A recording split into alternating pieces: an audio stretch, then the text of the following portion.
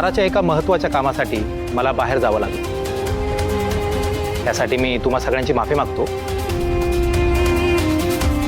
पण आता ताराने जे काही सांगितलंय ते सगळं खरं आहे आणि ह्या गोष्टीचा मी स्वतः आय विटनेस आहे।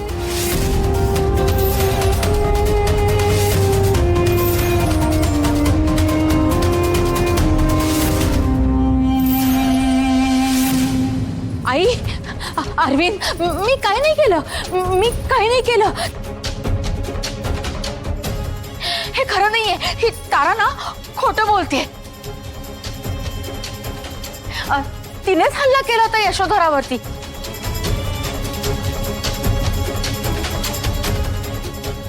ती जिवंत आहे ना, ती कोमात आहे, ती बरी झाल्यानंतर सगळं सत्य सांगेल तुम्हाला। हे खरं नाहीये, हे खरं नाहीये, ही तारा खोटं बोलते, माझ्यावर आरोप करते ती। माझा ऐका। अगं कोणाला खोटं सांगतेस तू?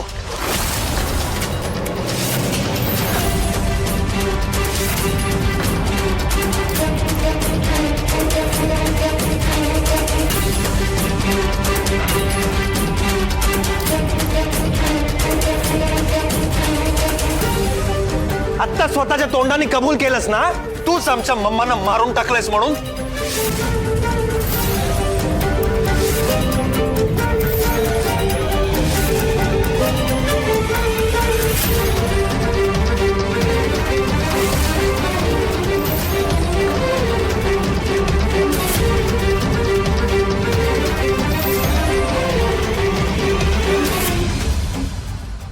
माफ करा मला, प्लीज मला माफ करा।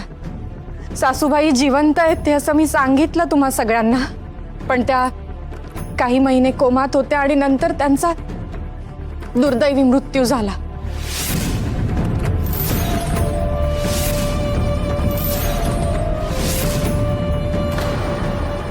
श्रेयस, हे सगळं मी तुम्हाला खोटं सांगितलं कारण तुम्ही सगळे दुःखात हरवून जाऊ नये म्हणून मी हे सांगितलं नाही।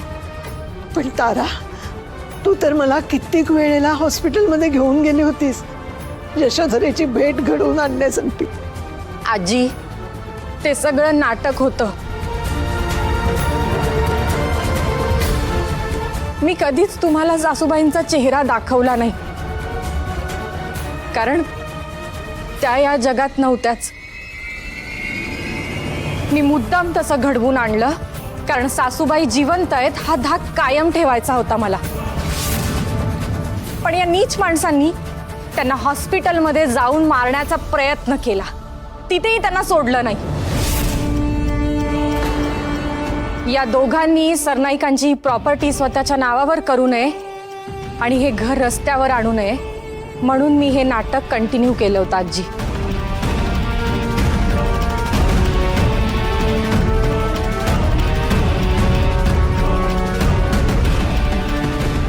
हे तर सगळं माझ्या विरोधात चाललंय।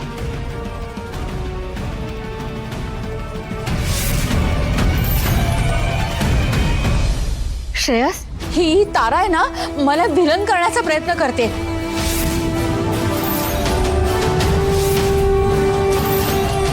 हे बघ, मी इथे आले ना त्याचं कारण खूप वेगळं आहे रे बाळा। माझ्यावर झालेल्या अन्यायाचं निराकरण करण्यासाठी मी आले।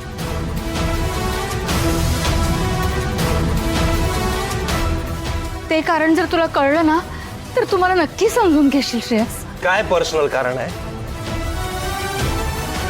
तू माझी जन्मदात्री आहेस हेच ना?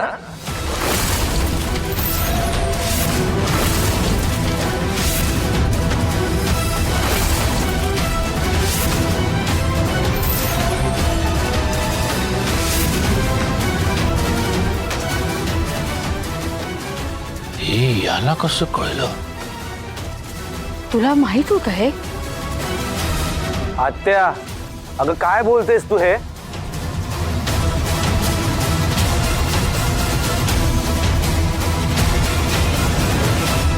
हे सगळं फसलंय। आता इथे इथे थांबलो तर अडकून जाऊ कायमचं। निघायला हवं। ओ दयानराव, कुठे निघालात? दारं बाहेरून बंद आहेत, तुम्हाला बाहेर जाता येणार नाही. मैदान सोडून कुठे निघालात? जोपर्यंत तुमच्या पापांचा गुन्ह्याचा हिशोब पूर्ण होत नाही तोपर्यंत या घरातून कोणी बाहेर जाणार नाही.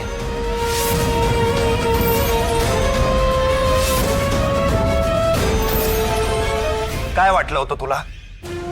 हे सत्य हुकुमाचा एक्का म्हणून मोक्याच्या वेळी माझ्या समोर फेकशील आणि मला इमोशनल ब्लॅकमेल करशील? कसं माझ्या मम्मानी तुझ्याकडून मला हिरावून घेतलं, तू माझी जन्मदात्री आहेस, हे सगळं सत्य मला सांगून माझ्या मनातली तुझ्याबद्दलची इमेज बदलशील? सॉरी हा, असेल तुमचं रक्त माझ्यात, पण माझ्यावर माझ्या डॅडचे आणि माझ्या मम्मांचे संस्कार आहेत.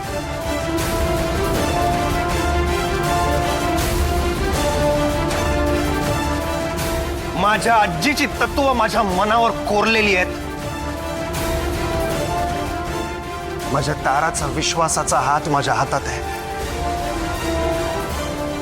त्यामुळे हे आईपणाचे गोडवे गाऊन माझ्या डोळ्यात पाणी आणशील आणि त्या पाण्याने स्वतःची पाप धुशील असा विचारही करू नकोस हा?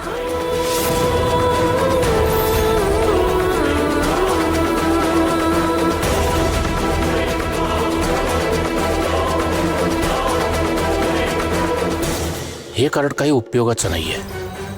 आता हाच पत्ता उलटा फेकला पाहिजे. उगाच काहीतरी काय बोलताय? अरे ती स्वतः म्हणाली का की मीच तुमची जन्मदात्री आहे म्हणून? उगाच या तारावरती विश्वास ठेवून तुम्ही काही इमले बांधताय. अरे आम्हाला प्रॉपर्टी नकोय, खरं तर प्रॉपर्टी हिलाच हवी आहे.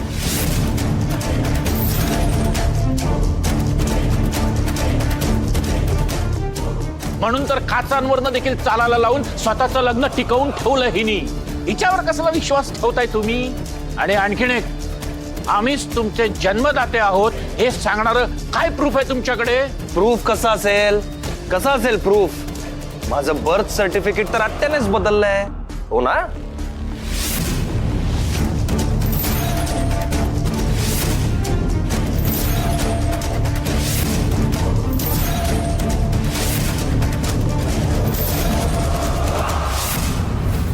श्रेयसकडे जरी प्रूफ्स नसतील तरी माझ्याकडे सगळे प्रूफ्स आहेत.